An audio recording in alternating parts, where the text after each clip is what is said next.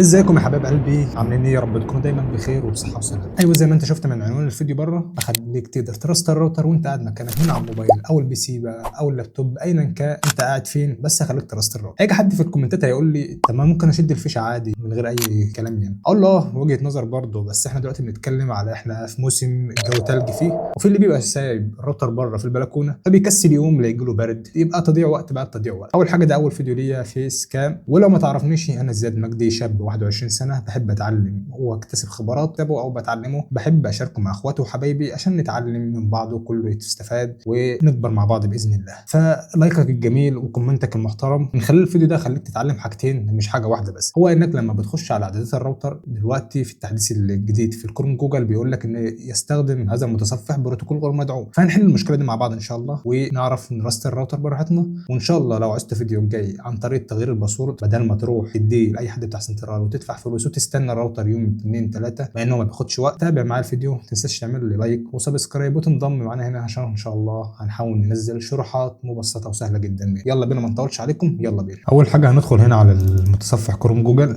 تكتب فوق في السيرش 192.168.1.1. تمام، وهتعمل سيرش هيظهر لك بقى صفحه هنا يقول لك ان المتصفح ده يستخدم بروتوكول غير مدعوم، فمش هنعرف ندخل على المتصفحات الجديده دي خالص. هنفتح صفحه جديده ونكتب تنزيل متصفح يو سي. هندخل على موقع اب تو داون ده، وده من خلاله هنقدر ننزل نسخ قديمه من الابلكيشنات اللي احنا محتاجينها. هتيجي هنا على نسخه اقدم، هتنزل هنا، هسيب لك ان شاء الله رابط التطبيق في الديسكريبشن عشان ما تلفش وتدور يعني. المهم احنا هنحتاج نسخه من 2024 في شهر ديسمبر، من 1 ديسمبر ل 30 ديسمبر. تمام، دي البروتوكولات شغاله فيها زي الفل. وبعد ما تثبته هتيجي هنا على سطح المكتب، بالنسبه لشرح الموبايل هتلاقيه موجود عندك عادي مفيش مشكله. هتيجي بقى على الصفح هتفتح كده، تمام، دي الواجهه بتاعته الواجهه القديمه. هتفتح تاب جديد، دي الواجهه القديمه موجوده معانا. هيظهر معاك علامه التعجب ده ولا يهمك خالص، تعمل ترابل شوت هيفتح لك تاب جديد. المهم انت توصل للتاب ده يعني، وضغط على السيرش تكتب 192.168.1.1. تيجي هنا في اليوزر نيم. اليوزر نيم ده بقى بيبقى موجود فين؟ بيبقى موجود ورا الراوتر، بيبقى مكتوب يوزر نيم والباسورد بتاع اعدادات الصفحه بتاعت الراوتر. هتكتب بقى انت اليوزر نيم اللي هو بيبقى ادمي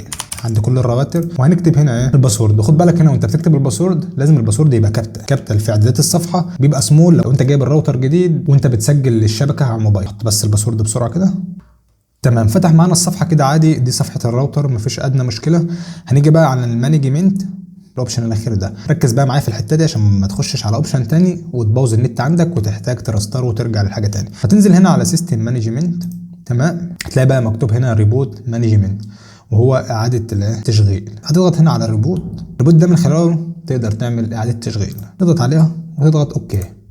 تمام، هيحمل معاك كده، هياخد الموضوع هياخد 5 دقايق بالظبط عشان يرستر من غير ما تقوم. انت بقى بالنسبه لك الحاجه دي هتبقى جديده عليك، ولكن عشان خاطر انت اتعودت على الحاجه ديت فهتلاقيك بتعملها على طول، مش هيكمل معاك دقيقه ان انت هتدخل تنجز نفسك على طول. هنا دلوقتي زي ما انت شايف الواي فاي قفل وفتح معايا الواي فاي الثانيه، انا كده داخل على نفس الراوتر، موزع من الموبايل على نفس الشبكه اللي انا عايزها يعني، وادخل عليها. تمام، هيقول لك بقى اللي تم انقطاع السيرفر والكلام ده لان هو تعمل له شرحنه. ولحد هنا يكون شرحنا خلص، ويا رب يكون الفيديو عجبك. ما تنساش تدعمنا بلايك وكومنت كويس عشان خاطر ده بيحفزني جدا، وان شاء الله في الحاجات اللي جايه هنزل لك وهشاركك حاجات كويسه هتوفر عليك وقت ومجهود. وما تنساش تصلي على النبي في التعليقات. وسلام.